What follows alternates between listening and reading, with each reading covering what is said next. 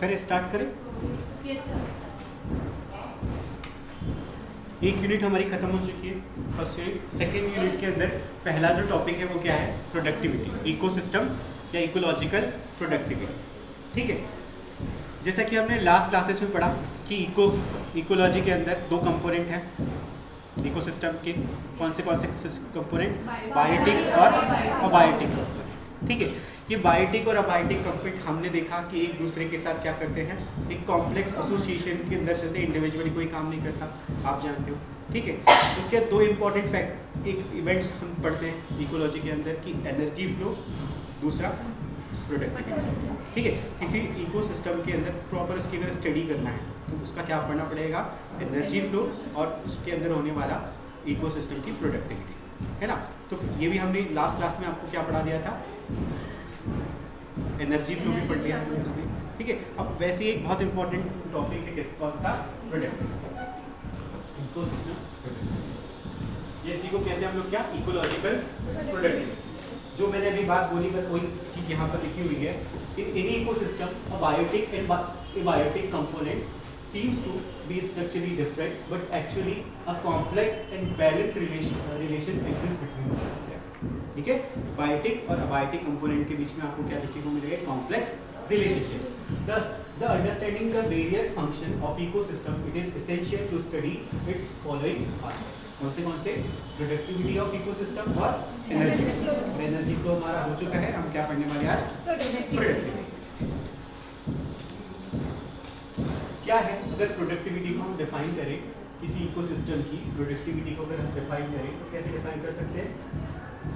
In ecology, the term productivity refer to the rate of generation of biomass in an ecosystem, usually expressed in unit of mass per volume, unit surface area per unit of time, such as gram per square meter per day. ये इसकी unit है, किसकी? Productivity की। मतलब किसी ecosystem के अंदर ये जो यूनिट्स लिखी है इसके पहले की क्लास में कैसे डिफाइन करो? इसमें करोगे बस कि ग्राम per square metre per day में कितना बायोमास प्रोड्यूस होगा। अब ये बायोमास क्या है? बायोमास को कैसे आप डिफाइन कर सकते हो? बताओ थोड़ा।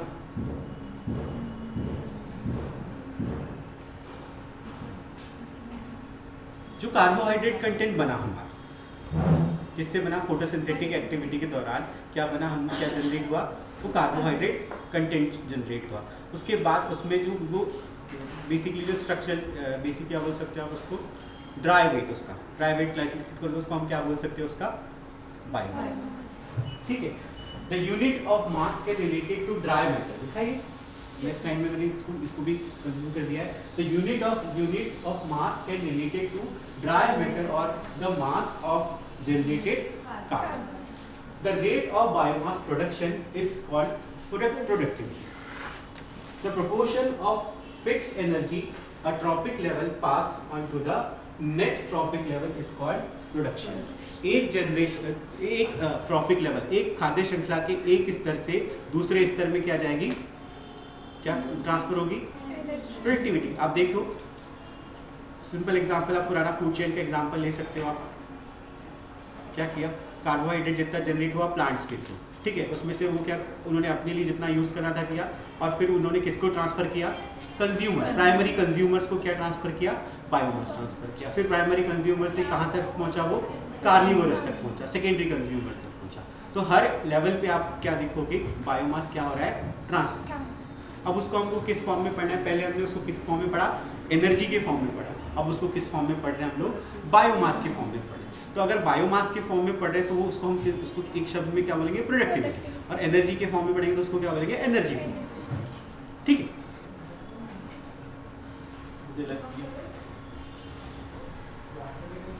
in ecosystem productivity refer to the rate at which energy is stored in biomass is in given ecosystem through photosynthesis. It measures how efficiently an ecosystem captures sunlight and convert into chemical energy, which is then used by organisms within the ecosystem for growth and reproduction.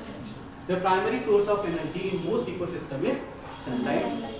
which is captured by plant and other photosynthetic movement. मैं आपको पहली class से पढ़ाते आ रहा हूँ कि sun is the ultimate source of energy.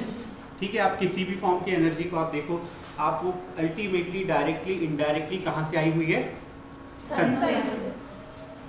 बताया था मैंने आपको, एक कोयला भी अगर आप निकाल रहे हो कई साल से, वो क्या है, किसी कोयले की खान में अगर एक कोयला है तो कहाँ से आ रहा है वो? कभी ना कभी किसी प्लांट ने क्या किया होगा? फोटोसिंथेसिस किया होगा, और बहुत दिन बाद वो कहाँ पर जमीन में पड़ा रहा दबा, और आज उसको आप कोयले के रूप में इस्तेमाल करें। तो अल्टीमेटली कार्बन कहाँ से आया? फोटोसिंथेसिस। और फोटोसिंथेसिस किसके बिना पॉसिबल नहीं है? प्लांट्स। और प्लांट्स के लिए को फोटोसिंथेसिस के लिए क्या चाहिए? सन। तो अल्टीमेट सोर्स ऑफ एनर्जी क्या है हमारे पास अभी भी? सन, चाहे कोई भी फॉसिल फ्यूल हो। अब इसके अलावा कि कौन कौन से ऐसे फैक्टर हैं जो प्रोडक्टिविटी को क्या करते हैं? अफेक्ट करते हैं। हमने इसको पहली क्लास में भी पढ़ा था, वही अर्थ का एग्जांपल याद करो, इक्वेटर, फिर उसके बाद टेम्परेट जोन, फिर उसके बाद पोलर जोन। कंपैरिजन करो कि प्रोडक्टिविटी को अफेक्ट करने वाला सबसे पहला पावर कौन सा है? सन, सोलर रेडिएशन। कि जहाँ जैसी रेडिएशन रहेगी उस एरिया की प्रोडक्टिविटी सबसे ज़्यादा। जैसे अगर मैं कंपेयर करूँ ट्रॉपिकल, कौन सा रीजन? बीच वाला, इक्वेटर वाला रीजन, तो वहाँ की प्रोडक्टिविटी कैसी रहेगी? ज़्यादा एज कम्पेयर टू टेम्परेट और पोलर। ठीक है, the ecosystem productivity is influenced by various factors such as climate, nutrient availability, water availability, and the presence of limiting factor like light and temperature. The productivity is often associated with health and thriving ecosystem, providing essential resources for various trophic level and supporting biodiversity. Understanding and monitoring ecosystem productivity are the critical for assessing the health and functioning of ecosystem, especially in the context of environmental changes and human activity. क्यों जरूरी है ये सब चीज़ों को पढ़ना? तो हमने यहाँ पर इन लाइन में सब चीज़ों को क्लियर किया है कि क्या ज़रूरत पड़ रही है हमको इकोसिस्टम की प्रोडक्टिविटी पता करने की। अब इसको थोड़ा सा धीरे धीरे आप देखोगे कुछ चीज़ें बहुत इंटरेस्टिंग हो जाएगी जब इससे हम नेट से रिलेटेड क्वेश्चन जब आएंगे। मैं थोड़ा सा एक दो नेट से रिलेटेड क्वेश्चन भी लेके आया हूँ, लेकिन हम सबसे पहले क्लासीफाई करते हैं किसको? प्रोडक्टिविटी। तो प्रोडक्टिविटी कितने प्रकार की होती है? दो प्रकार, प्राइमरी प्रोडक्टिविटी और सेकेंडरी प्रोडक्टिविटी। नाम से समझ में आ रहा है कुछ? चल पढ़ लो। प्राइमरी प्रोडक्टिविटी का मतलब जो प्रोड्यूसर प्रोड्यूस कर रहे हैं, और प्रोड्यूसर कौन है हमारे पास? ऑटोट्रॉप्स। जरूरी नहीं है कि ग्रीन प्लांट ही, फोटोसिंथेटिक बैक्टीरियाज भी हो सकते हैं, कीमो ऑटोट्रॉप्स भी हो सकते हैं। मतलब प्रोडक्टिविटी किसकी? ऑटोट्रॉप्स की। और ऑटोट्रॉप्स आपको मैंने पहले बताया कितने टाइप के हो सकते हैं? दो टाइप के, कीमो ऑटोट्रॉप्स और फोटो ऑटोट्रॉप्स, है कि नहीं? The green plants and the photosynthetic bacteria, यहाँ मेंशन किया है इसको। The green plants and photosynthetic bacteria fix solar energy accumulates in organic form as chemical energy. Besides this, also includes chemosynthetic bacteria. ठीक, कौन कौन क्या क्या प्रोड्यूस कर रहा है? प्लांट्स जो फोटोसिंथेसिस कर रहे हैं, इसके अलावा कुछ फोटोसिंथेटिक बैक्टीरिया भी होते हैं जिनके पास पिगमेंट प्रेजेंट है फोटोसिंथेटिक, और कुछ कीमोसिंथेटिक बैक्टीरिया वो भी क्या करते हैं जहाँ पर लाइट नहीं है, ठीक है, लेकिन फिर भी वो प्रोड्यूस कर रहे हैं hydrogen sulphide as a source use करके, तो वो भी किस में आएंगे? ऑटोट्रॉप्स में। तो ये सारे जो कार्बन को जनरेट कर रहे हैं, कार्बोहाइड्रेट बना रहे हैं, वो सब किसके अंदर आ जाएगा? प्राइमरी प्रोडक्टिविटी के। मतलब अल्टीमेटली एक शब्द में अगर आपको समझना है व्हाट इज प्राइमरी प्रोडक्टिविटी, तो आप क्या बोलोगे? जो भी ऑटोट्रॉप जनरेट करते हैं वो सब किसके अंदर आएगा? Primary productivity. The rate at which energy stored bye producer, producer मतलब सारे आ गए, ठीक है, प्लांट्स, बैक्टीरिया, कीमोसिंथेटिक और फोटोसिंथेटिक बैक्टीरिया दोनों आ गए। With the help of photosynthetic and chemosynthetic activity is called primary productivity. As this the first and the basic form of energy stored, the rate at which energy accumulates in the green plants or producers is known as primary productivity. बढ़े आगे। Primary production is the production of chemical energy in organic compounds by living organisms. The main source of energy is sunlight, but the minute fraction of primary production is driven by lithotrophic organisms using chemical energy of inorganic ये आप जानते हो किसका equation है? Photosynthesis का। बस balance नहीं है, पढ़ते हैं क्या है? 6CO2 प्लस 6H2O, ऐसे ही पढ़ते थे। क्लोरोफिल और लाइट की प्रेजेंट में C6H12O6, ठीक है। और फिर ये दूसरा कौन सा है? कीमोसिंथेटिक एक्टिविटी का, इसमें का CO2 है, ठीक है, O2 भी, और इसमें यहाँ पर क्या है? बेसिस क्या है? Hydrogen sulphur. वो भी क्या बना रहा है? शुगर या कार्बोहाइड्रेट। बढ़िया, आगे। अब इसको, ये क्लास हमने थोड़ी सी इसको थोड़ा सा पढ़ा था, ग्रॉस प्राइमरी प्रोडक्टिविटी और नेट प्राइमरी प्रोडक्टिविटी। बता सकता है क्या है ग्रॉस प्राइमरी प्रोडक्टिविटी और net primary productivity? Gross primary productivity वो जितना मतलब प्रोड्यूस करता है मैक्सिमम अमाउंट, नेट एक्चुअल जो एनवायरमेंटल कंडीशन के बेसिस पे जो प्रोड्यूस होता है। नहीं, main point of view miss कर दो। देखो, सबसे पहले तो याद करो कि प्राइमरी प्रोडक्टिविटी किसकी? प्रोड्यूसर, ठीक है। प्राइमरी प्रोडक्टिविटी, एक प्लांट ने क्या किया? कार्बोहाइड्रेट जनरेट किया, लेकिन वो प्लांट भी तो खुद कुछ ना कुछ यूज करेगा अपने लिए, सबका सब दूसरों को थोड़ी दे देगा। समझ पा रहे हो उस चीज को कि जो कार्बोहाइड्रेट सिंथेसाइज किसने किया? प्लांट ने। वो प्लांट खुद भी उसको यूज करेगा, किसमें? रेस्पिरेशन। और रेस्पिरेशन में क्यों यूज करेगा? क्योंकि उसको खुद को एनर्जी चाहिए। समझ पा रहे? तो उस फ्रैक्शन को हटा दो जिसको किसने यूज किया? प्लांट ने यूज किया। तो जो प्रोडक्टिविटी आएगी वो कौन सी आएगी? Net primary. ओवरऑल जो प्रोडक्टिविटी जो कार्बोहाइड्रेट को जनरेट कर रहा है, जितना भी कार्बोहाइड्रेट को सिंथेसाइज कर रहा है कोई प्लांट फोटोसिंथेसिस के दौरान, पानी पिला दो उसको, पानी पिला बेटा। बोर हो रहा है क्या? No sir. उसको पानी पिला दो। चलो ठीक है, इसको समझो इंटरेस्टिंग तरीके से। एक प्लांट है, फोटोसिंथेसिस करके जितना कार्बोहाइड्रेट जनरेट कर रहा है, एक्चुअल कार्बोहाइड्रेट जनरेट कर रहा है, वो उसकी क्या हो गई? Gross primary productivity. लेकिन रेस्पिरेशन के दौरान अगर उसने कुछ कार्बोहाइड्रेट को यूज कर लिया तो वो माइनस हो जाएगा, ठीक है। और वो अगले ट्रॉपिक लेवल तक ट्रांसफर करेगा, वो मतलब अगले ट्रॉपिक लेवल तक ट्रांसफर होने के लिए अवेलेबल रहेगा, ये बोलना ज़्यादा सही रहेगा। तो उसको हम क्या बोलोगे आप? Net primary productivity. आ रही बात समझ में? सेकंड लॉ ऑफ थर्मोडायनामिक्स, कहीं ना कहीं तो लॉस होगा, ठीक है। अब ग्रॉस प्राइमरी प्रोडक्शन को देखो, डिफाइन जो बोला है वो है कि gross primary production is the amount of chemical energy typically expressed as carbon biomass that primary producer create in a given length of time. The rate of primary productivity is measured either in the form of chlorophyll content, ठीक है, इसमें क्या? Chlorophyll per gram per dry weight per unit area, और photosynthetic number amount of CO2 fixed per gram chlorophyll per hour. ये सब अलग अलग units हैं किसकी? ग्रॉस प्राइमरी प्रोडक्टिविटी, मतलब समय जितना कार्बोहाइड्रेट कंटेंट वो जनरेट कर रहा है। नेक्स्ट इसको पढ़ो, net primary productivity, some fraction of this fixed energy, जिसको आप क्या बोल रहे हो? Gross primary productivity is used by primary producer for cellular respiration and maintenance of existing tissue, growth, respiration, maintenance and reproduction, खुद जो प्लांट यूज कर रहा है उसको हमने हटा दिया।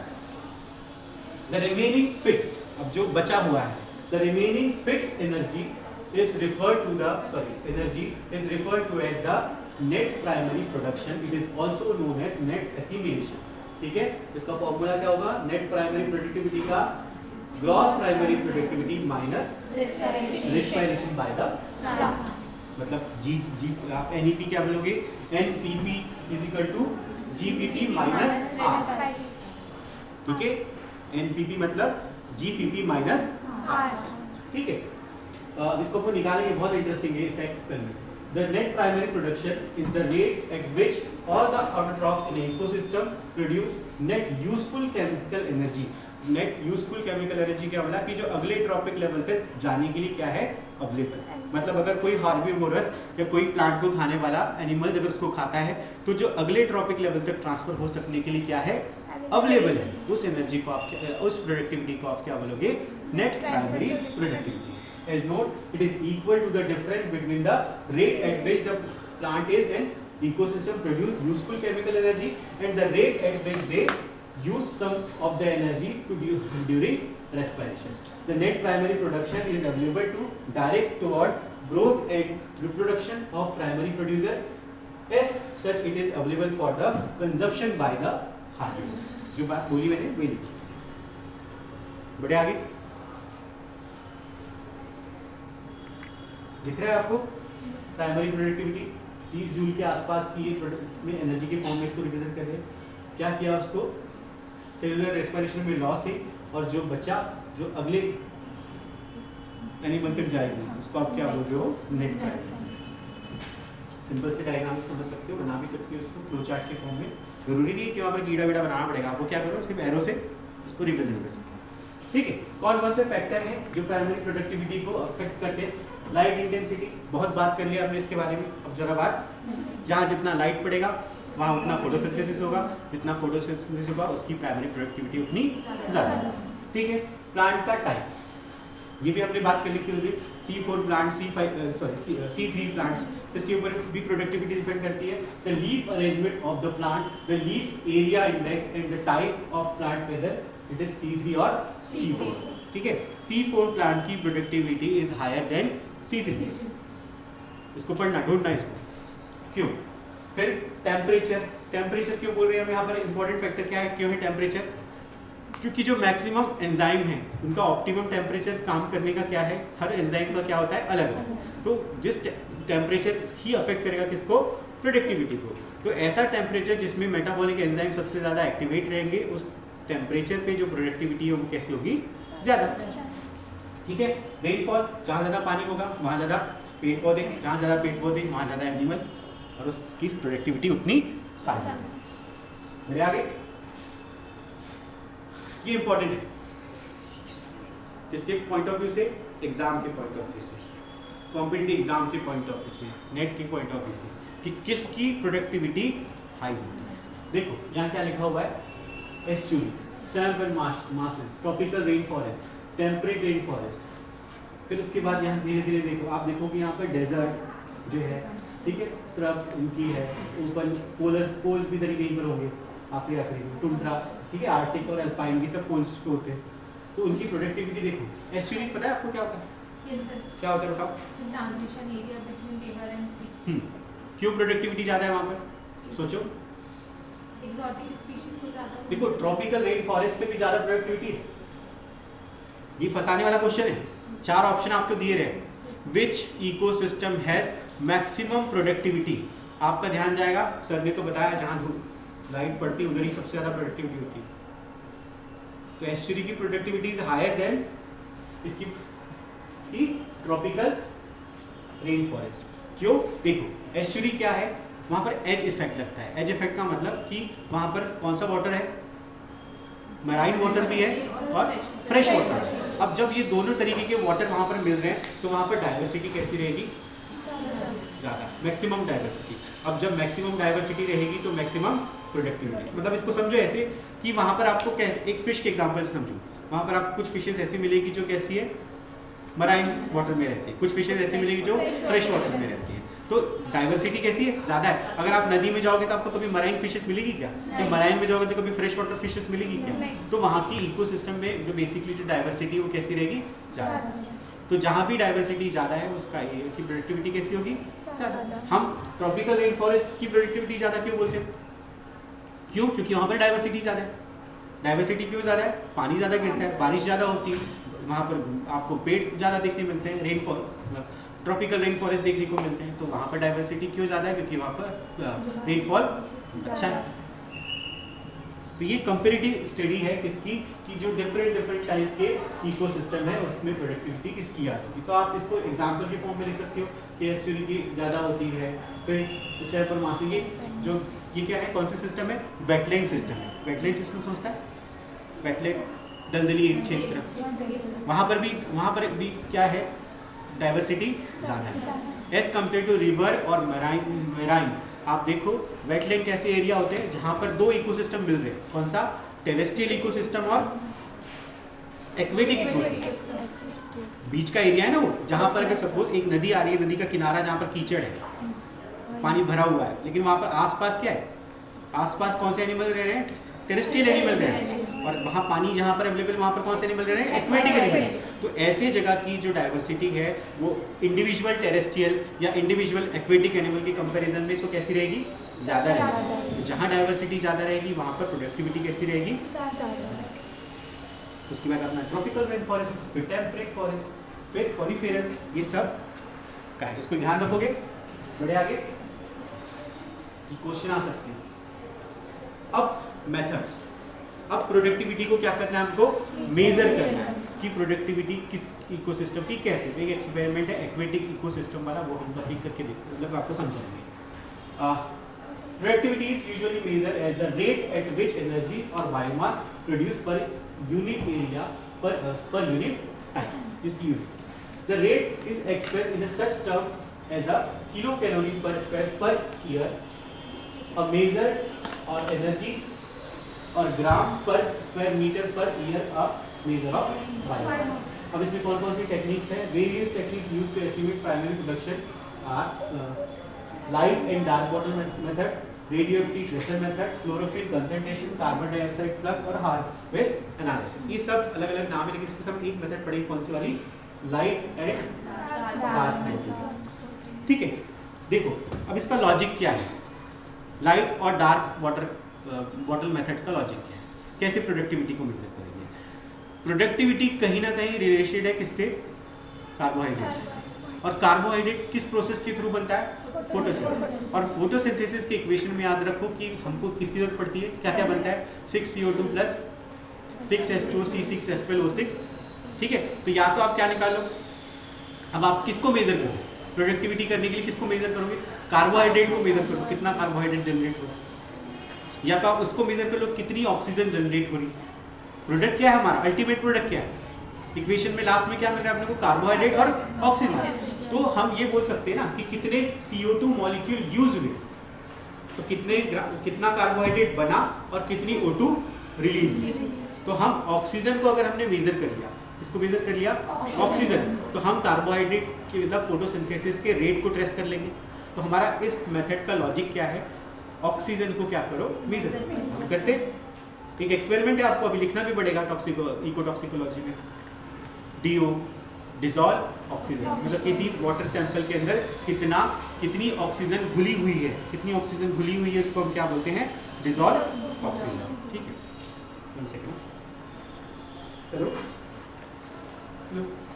हाँ सर बोलिए।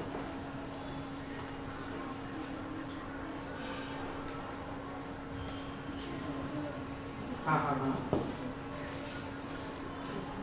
तो मेरे पास तो ढूंढना पड़ेगा सर।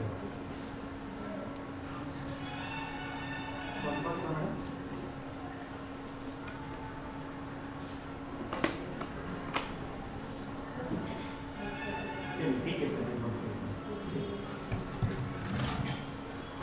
हाँ सर, उनको बोलिए सर मुझे भी करवाना पड़ेगा।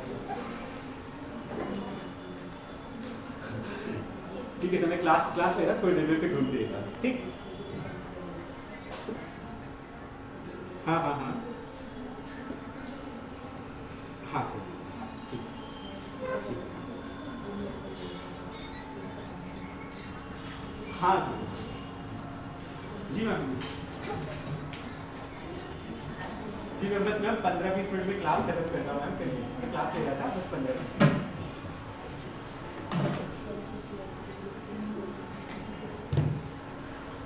कहाँ थे हम लोग? हाँ, हमने अब किसको मेजर करना है? ऑक्सीजन।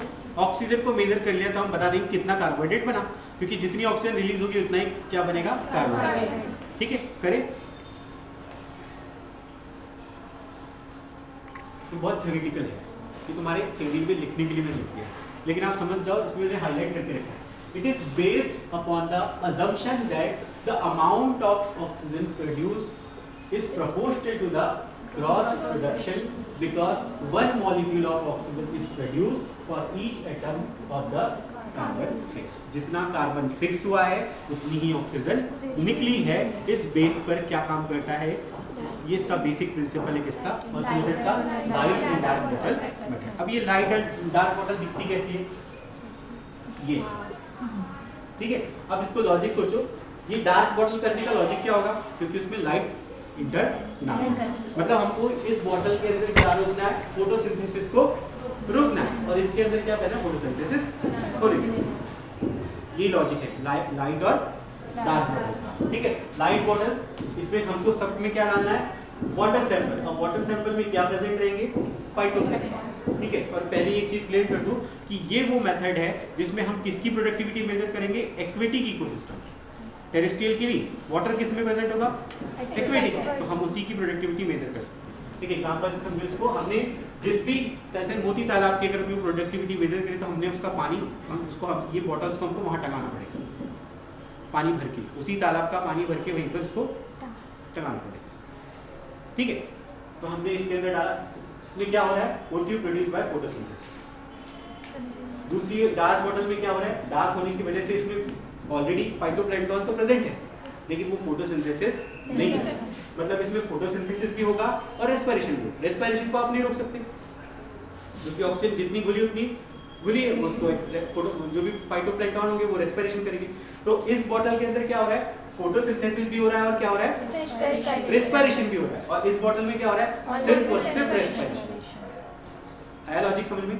तो हमने जब इसका, ये क्या हो रहा है, नेट प्राइमरी प्रोडक्टिविटी, मतलब ऑक्सीजन इवॉल्व हो रही है, कार्बोहाइड्रेट बन रहा है और साथ साथ रेस्पिरेशन की वजह से जो ऑक्सीजन माइनस हो रही है, तो इसमें इस बॉटल में अगर हम ऑक्सीजन को मेजर करेंगे तो वो क्या निकलेगा, नेट प्राइमरी प्रोडक्टिविटी। लेकिन हमको क्या निकालना है, ग्रॉस अगर प्राइमरी प्रोडक्टिविटी निकालना है हमको उसके लिए R पता होना चाहिए। क्या पता होना चाहिए, R।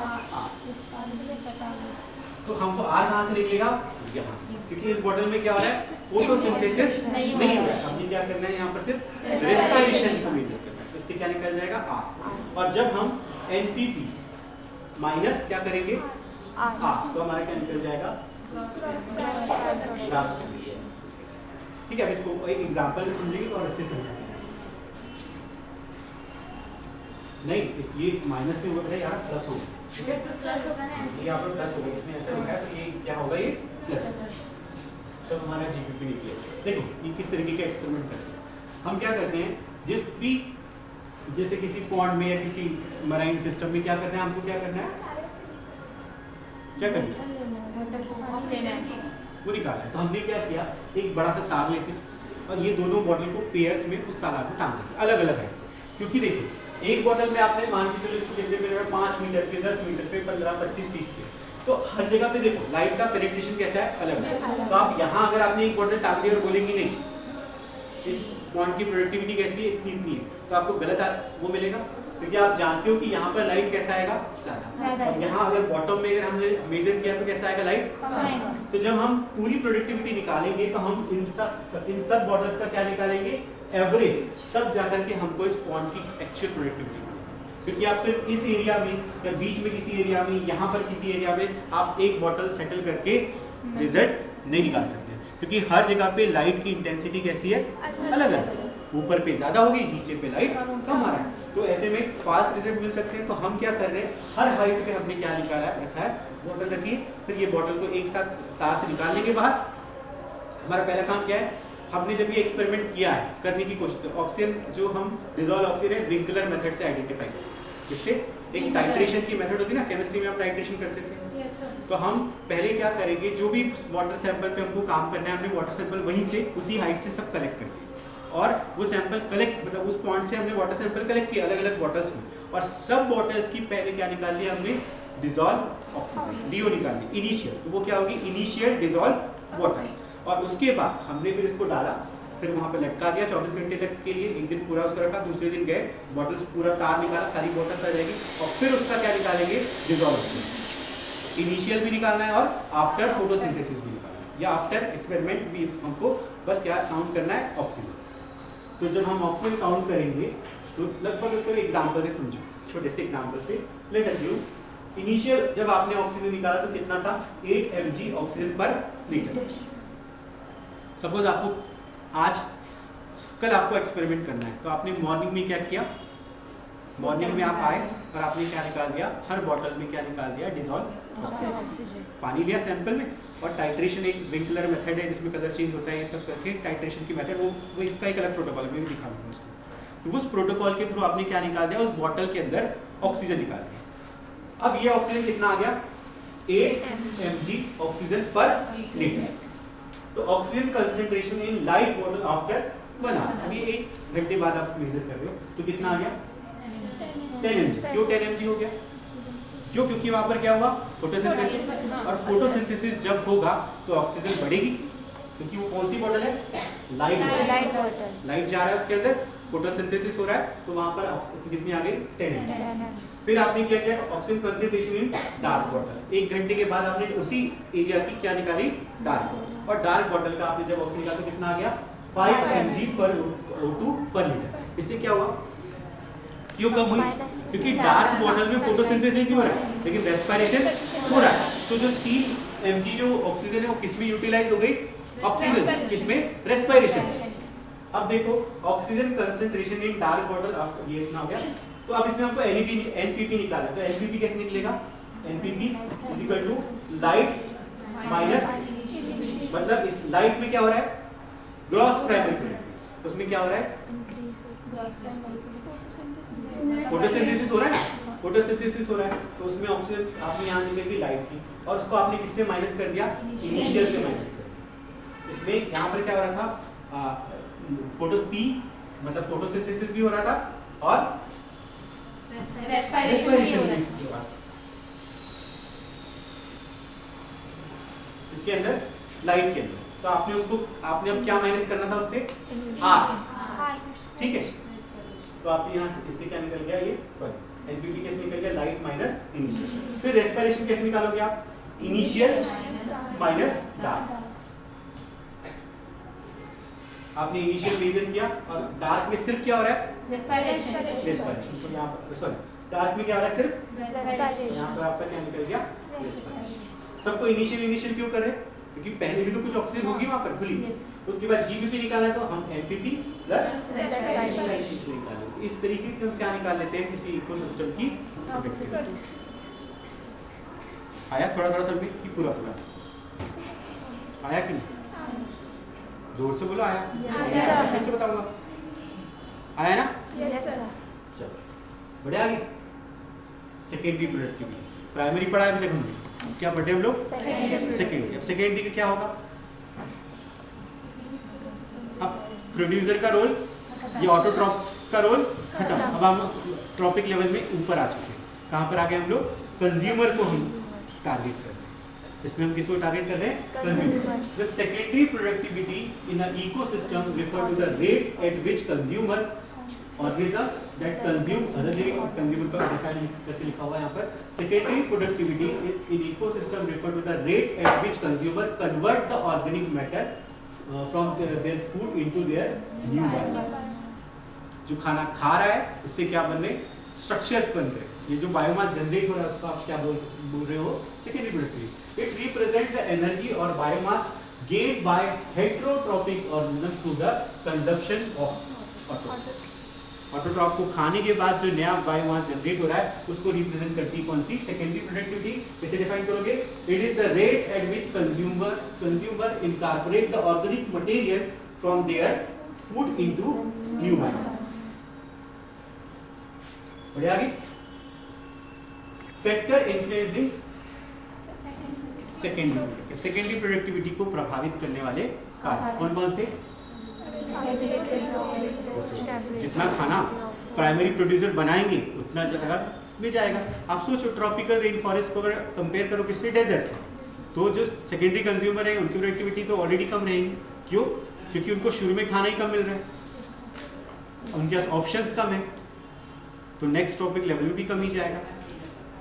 डेजर्ट के कंपेरिजन करें किससे, tropic.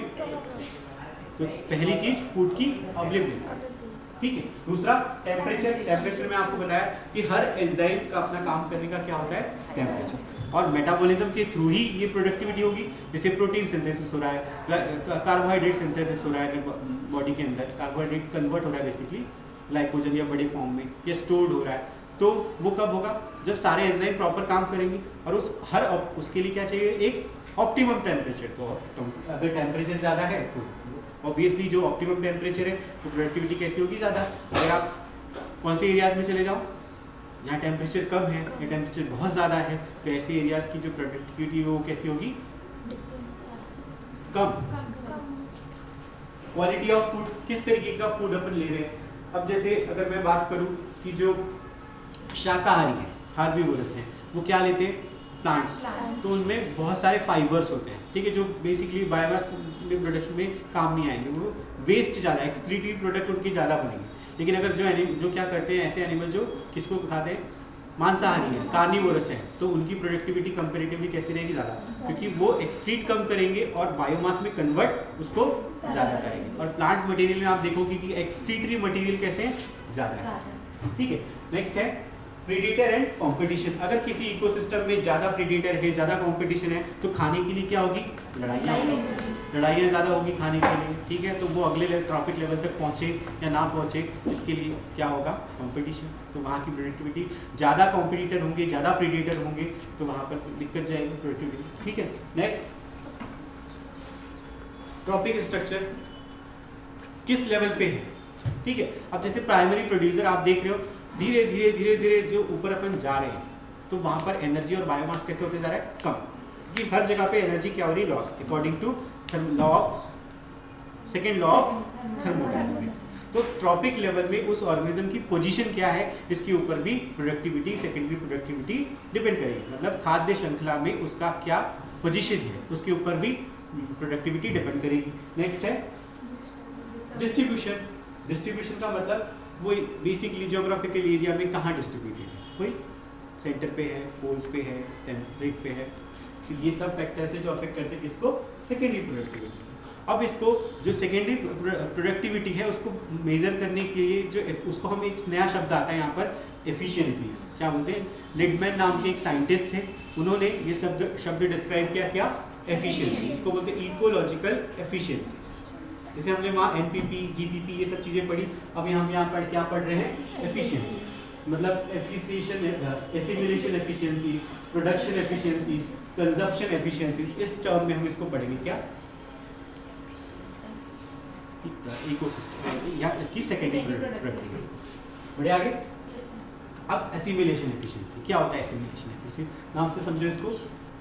Assimilation efficiency is the percentage of ingested food, जितना फूड उसने खाया है, ऑफ एन ऑर्गेनिज्म असिमिलेटेड और एब्जॉर्ब, जितना वो खा रहा है क्या वो उसको एब्जॉर्ब कर पा रहा है। हम इसको एक छोटे से एग्जांपल से समझो। कार्निवोरस की एसिमिलेशन, इसको तो एकदम दिमाग में डाल देना तो सब आपको क्लियर हो जाएगा। कार्निवोरस की assimilation efficiency is high as compare to herbivorous. क्यों, अभी थोड़ी देर पहले हमने डिस्कस किया, जो भी प्लांट बेस्ड मटेरियल है उसमें क्या है, फाइबर्स, मतलब बेसिकली क्या है, सेल्यूलोज, और सेल्यूलोज को हम डाइजेस्ट नहीं कर पाते, तो वो जो अनडाइजेस्टेड मटेरियल है वो कैसा निकलेगा, ज़्यादा, तो वो एब्जॉर्ब कर पा रहे क्या, मतलब जितना खा रहे हैं उससे ज़्यादा वो मतलब उसका बहुत सारा प्रोपोर्शन वो क्या कर रहे हैं, एक्सक्रीट कर रहे हैं, और बहुत कम प्रोपोर्शन वो क्या कर रहे हैं, एब्जॉर्ब। तो आप बोलोगे हार्बीवोरस की एसिमिलेशन एफिशिएंसी कैसी होती है, कम, as compare to carnivorous. Carnivorous जो फूड कैसा है, एनिमल, तो एनिमल बॉडी से ही बना हुआ है, तो जो चीज़ एनिमल बॉडी के काम की चीज़ें वही उसके अंदर प्रेजेंट होगी। अब इसका मतलब ये नहीं कि कल से सब मांस खाना चालू कर दो, ठीक है, नहीं, हमारी एसिमिलेशन एफिशिएंसी कम है, हम क्या करते हैं, अब कल से हम जो शाकाहारी वो भी किस में कन्वर्ट हो गए, ठीक है, तो उसमें जो कंपोनेंट है वो कैसे डाइजेस्ट ज़्यादा होंगे, ठीक है, तो वो जल्दी से एसिमिलेट होंगे एज कंपेयर टू हार्बीवोरस। आ रही बात समझ में, पढ़ लो इसको एक बार फिर से। Assimilation efficiency is the percentage of ingest, जितना फूड खाया, ingested food that an organism assimilated or absorbed. In other words, it represents the efficiency with which an organism excretes nutrients and energy for its food and incorporates them into the own biomass. ठीक है, अब यहाँ पर देखो इसका formula क्या है, assimilation efficiency equal to assimilated energy divided by ingested food into, मतलब कितना एसिमिलेट किया डिवाइडेड बाय कितना खाया इनटू परसेंटेज में आएगी। बात समझे, आगे बढ़े। दूसरा प्रोडक्शन एफिशिएंसी, कितना प्रोड्यूस, अब खा तो लिया, एक्सक्रीट भी कर दिया, एसिमिलेट भी कर दिया, अब एसिमिलेट करने के बाद कितना प्रोड्यूस कर रहा है। पढ़ो क्या बताओगे? कोई परेशानी? पक्का? श्योर? चलो, production efficiency is the percentage of assimilated energy that an organism use to produce new biomass और grow. It represent the efficiency of converting assimilated energy into new tissue. अब जितना उसने एसिमिलेट किया है उससे न्यू टिश्यू या नए biomass को जनरेट करने के लिए जो एनर्जी यूज होगी उसको आप क्या कहोगे? Production efficiency. The production efficiency of new biomass divided by assimilated energy into 100। ये क्या निकल गया आपका? प्रोडक्शन। अब इसको समझो एक एग्जांपल से। या इसके पहले हमने क्या पढ़ा? कार्निवोरस और हार्बिवोरस के एग्जांपल। अब इसको हम पढ़ते हैं, इसको प्रोडक्शन एफिशिएंसी के एक एग्जांपल से पढ़ते हैं। दो टाइप के एनिमल हैं, किसके बेसिस पे? टेम्परेचर रेगुलेशन के बेसिस पे। कौन से? टेम्परेचर के रेगुलेशन के बेसिस पे एनिमल्स के दो टाइप्स हैं।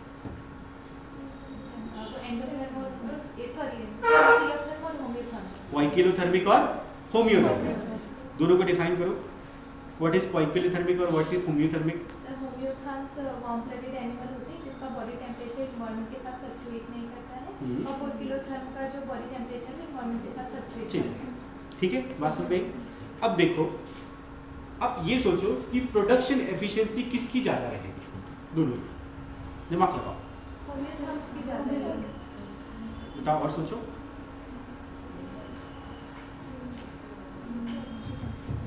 सेकेंड लॉ ऑफ थर्मोडायनेमिक्स को याद करो, शायद आपको आंसर मिल जाए। और जिसको ये चीज़ समझ में आ गई ना उसको प्रोडक्शन एफिशिएंसी समझ में आ जाएगी।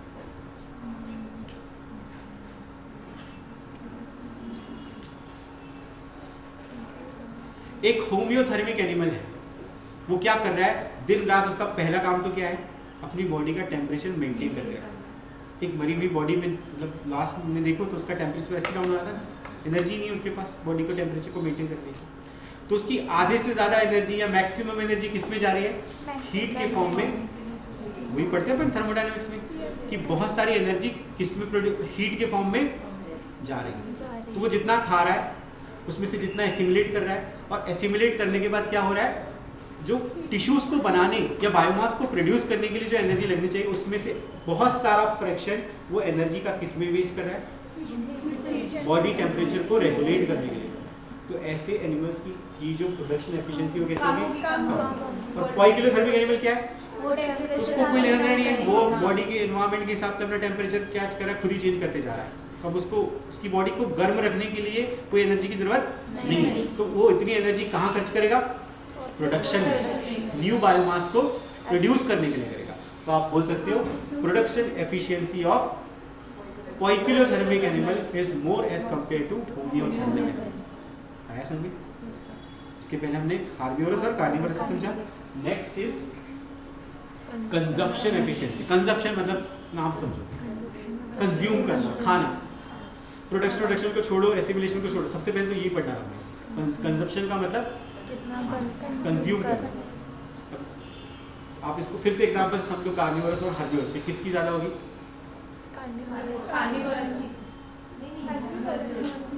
अब गाय को देखो, दिन भर घास खाते रहती है। एग्जांपल देखो एक छोटा सा, दिन भर कंज्यूम करते हैं, चढ़ते रहते हैं, बोलते ना गाय है, ये जो भी हार्बिवोरस है। आप देखो किसी हिरण को देखो किसी जंगल में जा करके मैक्सिमम टाइम क्या करते रहे? फिर बैठेगा, जब उसके बाद भी जब एक आध जगह शांति से बैठेगा उसके बाद मुँह चलते रहेगा।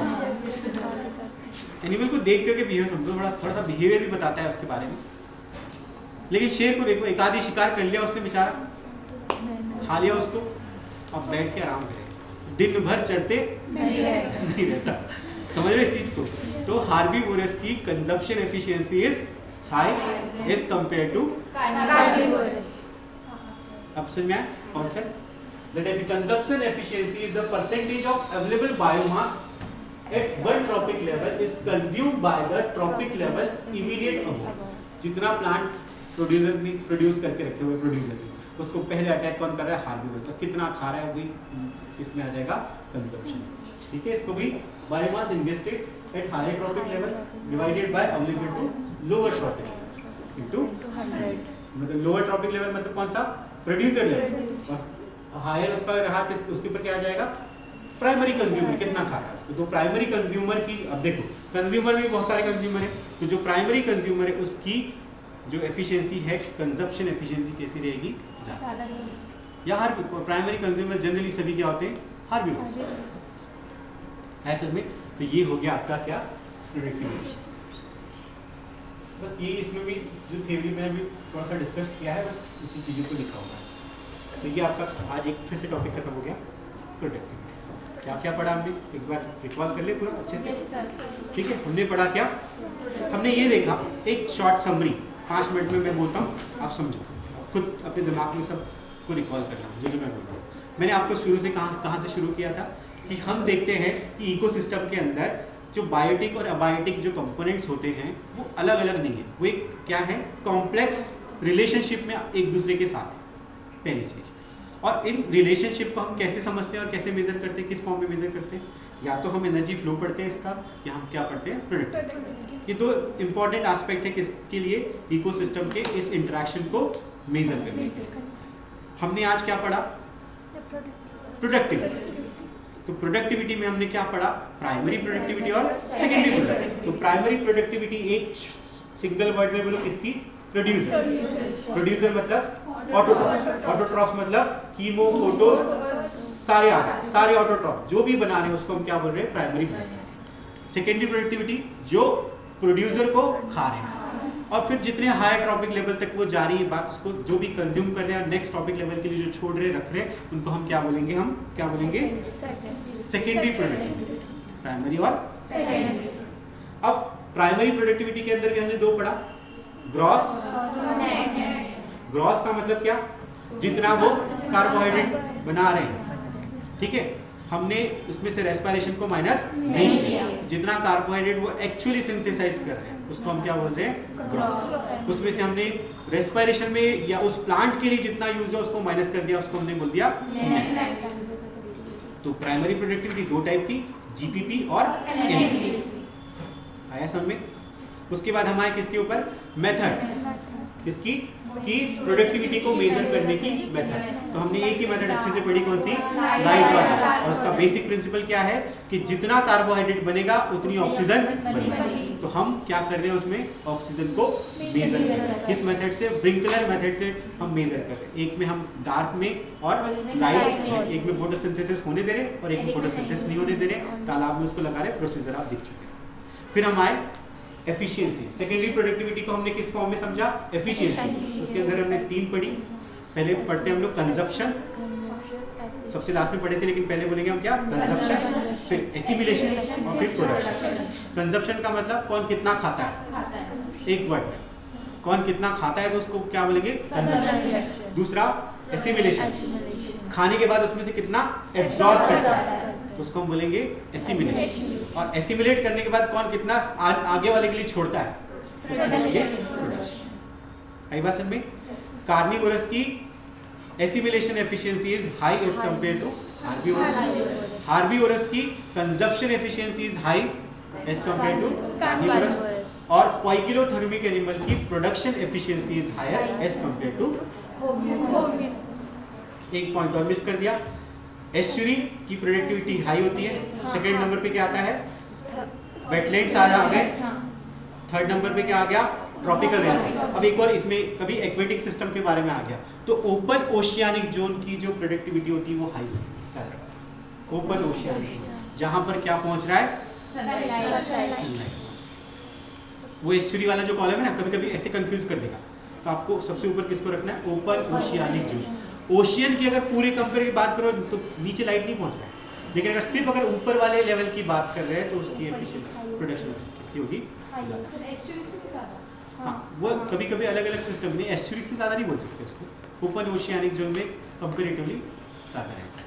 अगर ऑप्शन के ऊपर डिपेंड करता है, एक बार इसका डेटा पढ़ लेना कंपेयर करके कि ओपन ओशियानिक जोन में कितना है प्रोडक्टिविटी एग्जाम्पल से, और उसको कंसीडर करते हैं। ठीक है, आया समझ में। आज क्लास ठीक थी, सब समझ में आया, पक्का? जोर से बोलो तो थोड़ा सा लगे। अटेंडेंस लिख करके दे दो मुझे क्लास में, और एक जीपीएस फोटो दे दो, ठीक है? तो पीछे से दे दो किसी को। अच्छा है ना इकोलॉजी, छोटे छोटे टॉपिक्स हैं, एक दिन में एक टॉपिक खत्म। खत्म हो जाता है। अब आपके 1